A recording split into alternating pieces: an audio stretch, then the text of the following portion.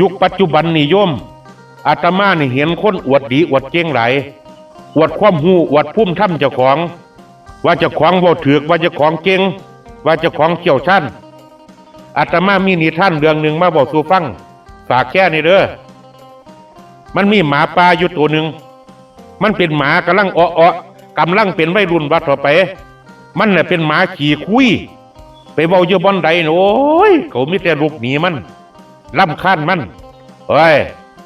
ข่อยกินสร้างเบิด3 ตัวเพิ่นเด้อเมื่อวานข่อยคาบขามันซีดขาขาดงับข้อมันกินเลยพานา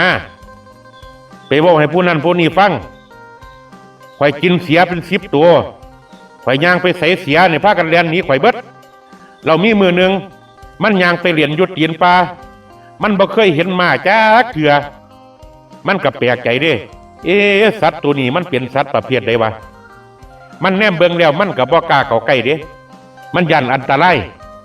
จากนั้นบ่โดนมันก็เลยเรียนกับฝูงไปส่วนหมู่อีกผู้หนึ่งไปเว้าให้หมู่ฟังว่ามันเห็นสัตว์แปลกประหลาดลักษณะท่าทางก็บ่แตกต่างจากเฮาเพียงแต่ว่าใหญ่กว่าเฮาหมู่หมานำกันก็เป็นหมาที่กำลังหัดเรียนเด้บ่ฮู้จักว่าสัตว์ประเภทนี้มันเป็นสัตว์ประเภทใดผลตกลงว่าหมาถึง2 ตัวนี่ก็พากันย่างมาตีนปลาตามหมู่ที่ส่วนพอแต่มาฮอดตีนปลาก็เห็นหมากินหญ้าอยู่ตัวเคยเห็นบ่หมอโอ้ยบ่เฮาบ่เคยเห็นเด้มันเป็นสัตว์ประเภทใดวะบาดที่นี่หมากำลังกินหญ้าอยู่ได้ยินหมาป่า2 ตัวคุยกันมันเหลียวไปเบิ่งตกใจละบาดที่นี่คิดว่าหมาป่า2 ตัวนี้สิมาล่ามันกินมันก็เตรียมแล่นละบาดที่นี่ก่อนว่าหมาตัวนี้มันสิแล่นมันก็ได้ยินเสียงหมาป่าถามขึ้นโอ้มหาบุรุษเจ้าแม่นสัตว์ประเภทใดน้อพะนาว่าข่อยคือบ่เคยเห็นเจ้าจักเทื่อมาได้ยินกะตึกเลยละบาดที่นี่มันบ่ฮู้จักเฮาอีหลีติวะทุกเที่ยนี่หมาป่าสิลาเฮาเป็นอาหารเป็นหยังหมาป่า2 ตัวนี้คือบ่ฮู้จักเฮา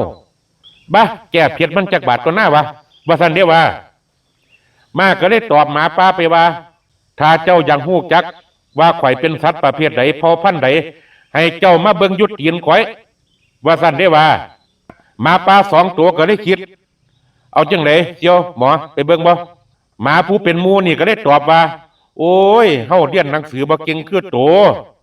เฮาอ่านหนังสือบ่ออกให้เจ้าไปเบิ่งตัวเดียวได้บ่เฮาสิท่าอยู่บ่อนนี้พะนาว่าหมาป่าอีกตัวหนึ่งได้ยินหมาผู้หมู่นี่ย่องยิ้มระบาดที่นี่เขาย่องว่าเจ้าของจริงก็เลยตอบตกลงกล้าหันย่างไปเบิ่งหมาตัวนั้นพอแต่หมาป่ามากลมเบิ่งยุดตีนหมาก็ใส่ตีนเจ้าของนี่ดีดใส่หมาป่าจนจิ้งคุกลุกคุกคัน5 ตลบ6 ตลบพุ่นละไปจนวันแน่นิ่งไป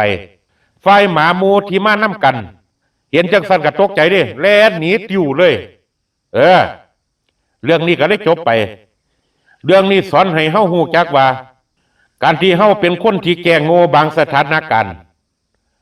มันสิเฮ็ดให้เฮามีชีวิตที่ปลอดภัยได้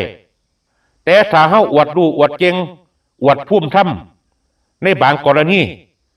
เฮาอาจสิได้รับอันตรายบ่แตกต่างกัน